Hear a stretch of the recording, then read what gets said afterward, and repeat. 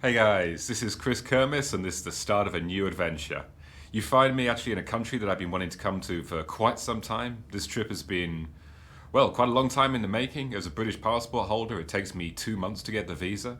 But now here I am. In the middle of last night, I landed in Tehran, the capital of Iran. In the late summer of 22, I embarked on an epic road trip across Iran during a period of unrest in the country.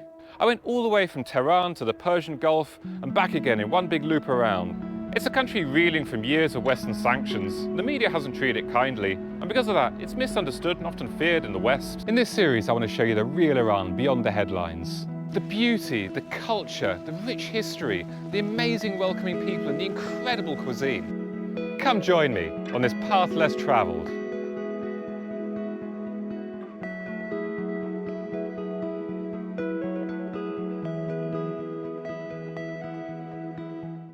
First things first, I want to get this right out of the way, and I want to show you the negative image of Iran that the Western world often has. This is illustrated most vividly in the anti-Western murals on the outer walls of the former US Embassy. A focal point of the 1979 revolution, the embassy was seized by militant students who held 52 diplomats and civilians hostage for 444 days. The hostage crisis led to American sanctions against Iran, which further weakened relations between the countries and remain to this day. Now the site houses the US Den of Espionage Museum, highlighting the spying which happened there.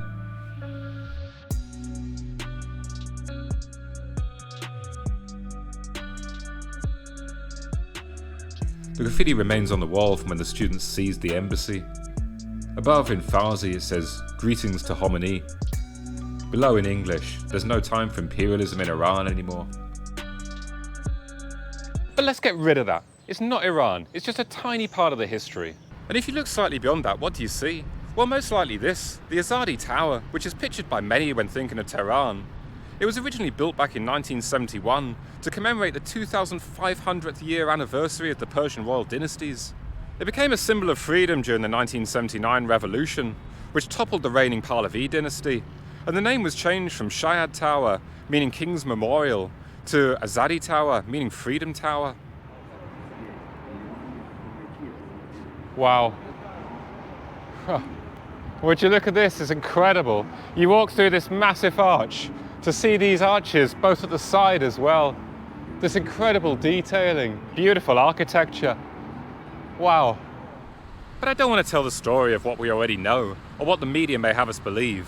I want to tell the story of what Iran really is. But there's only one way I'm going to be able to tell that story, and that's by getting on a plane, travelling far and wide over the country and throwing myself right in with the culture, the food and the people. To start with, it's a country with an incredibly rich history, with many royal dynasties leaving their mark on the country. Let's take a step back and let's explore some of this history. So we're heading now to the Golestan Palace, located smack bang in the centre of Tehran, right by the Grand Bazaar. It's one of the oldest historic monuments in the city. Originally built in the 16th century, it was the former official residence of the Qajar dynasty. The Persian lion, while not extinct in the world, was sadly wiped out from Iran some 80 years ago due to indiscriminate hunting. The Qajar dynasty certainly played a role in this. You see that from the tile work. They wanted to show off their hunting prowess, and to defeat the strongest animal was seen as a sign of strength to them. And then we come out into this beautiful section of the main palace. You just see this sparkling light of mirrors everywhere, reflecting the light from the outside. It's beautiful. But it's actually quite a funny story behind it. Because these mirrors, supposedly they came from Europe, and a lot of them smashed in transit. And of course, necessity is the best way to form invention. So what they did was they just used the small fragments to make this beautiful display. And it absolutely works. It looks fantastic.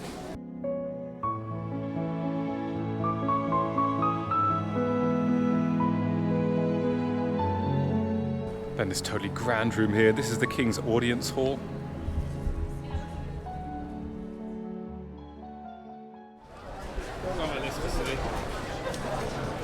So we're just on the edge of the old bazaar now. It's suddenly picked up in terms of life. There's a sea of people around here, quite vibrant.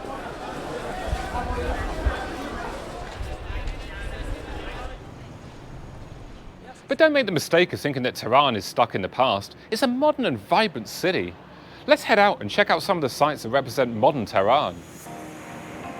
The Millard Tower is the 6th tallest of its kind in the world at the time of filming, and it's immediately become a new symbol of Tehran. Of course, there's a viewing deck with incredible views over the city, and there's a load of other activities in the complex too.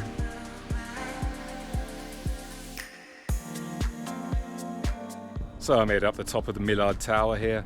You get to go up in this glass-fronted elevator on the way up, going pretty fast really, it's kind of cool. And then you come up to this amazing view. 435 meters high, 6th highest in the world. This is pretty amazing.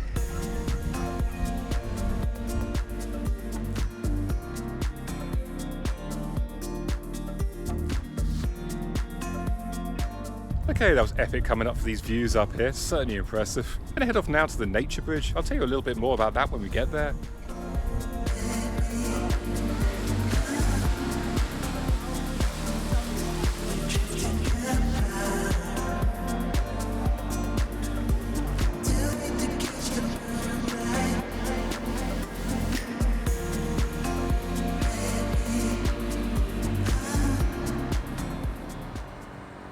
So the sun's setting as you see behind me, and we've made it to the nature bridge, the Tabiat Bridge.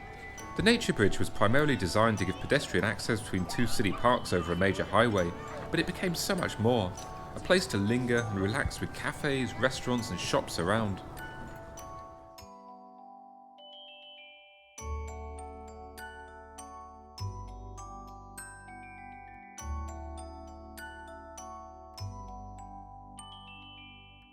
And this is just the start, a tiny little taster of the things to come, and I hope you'll join me on this incredible road trip. In this series I'll show you Iran in a way that's never been shown before. There'll be some incredible sights and some wild experiences along the way. And there's going to be a lot of food. Persian food is absolutely superb, and I'm going to try as much as I can. In the next episode, I'll leave Tehran and head to Kashan, the first stop of many on this path less travelled. I want to add this little footnote to the video just to explain and acknowledge the rather strange time that I found myself in Iran. It was day 2 of my trip when protests erupted over the country due to the death of a young woman in the custody of the morality police there. And this of course affected my trip. Now, I spent the whole trip basically avoiding the protests because to get anywhere near them would have been completely unsafe for me. There was other foreigners who were in the wrong place at the wrong time perhaps, who got arrested for being near a protest, for talking to someone at a protest, and accused of inciting riots, of being a spy, whatever, but the end result was the same, thrown in prison. So you had to be really, really careful. There's good reason why you don't see much footage of the protests on the news or on social media, because everything is shut down. So I stayed away from this at all costs. I tried to keep myself informed as much as I could where things were going on. I stayed alert, obviously avoided crowds, avoided going out in the evenings past sundown wherever it was appropriate, which it often was, and basically got by that way. You had to, because the alternative was just too dangerous. So it impacted the trip, certainly. It was a lot more so to the end. In the beginning of the trip I didn't notice it too much. Being in the quieter places, being down the south, it was not really too much of a problem, but as I got back up north to the Kurdistan region, then that was a lot different. It was a lot more noticeable there. Shops were closed down, bigger protests were starting, there was more riot police on the street, and there was more violent protests. So I had to really start limiting filming at that point, being very, very careful with my camera, and really avoiding going out past sundown, and sometimes even earlier when it simply wasn't safe on the streets. When I got back to Tehran, that as well was feeling a bit unsafe at that stage. I was in the former US Embassy, which you saw in this video. It looks like it was shot on day 1. That bit wasn't, actually, that was shot on the last day. But I was in there in the museum in the morning, and the guy that was showing me around was on the walkie-talkie a lot to his manager, and he was saying, "We've got to shut down the museum, we've been told to close the gates, the protesters are nearby, it looks like there's very big protests kicking off today. You should get out of here as soon as possible, just get out of the city, get to the airport." And you know, it's getting a bit scary at this point. There's obviously something big kicking off right down the road. So definitely wanted to get out there, but at the same time I'm being followed around myself by undercover police who'd seen me filming outside and wanted to make sure that I wasn't a spy or causing problems with the protests. So thankfully they decided I wasn't a problem and I got on my way and wasn't followed anymore. But yeah, it was pretty shocking that last day, certainly, just kind of getting out of there in time, getting in a taxi before something major was kicking off close by. So Anyway, that was the trip. That's the kind of context of it. So that's why maybe sometimes there's not as much filming as I would have liked to have done. But that's what it was.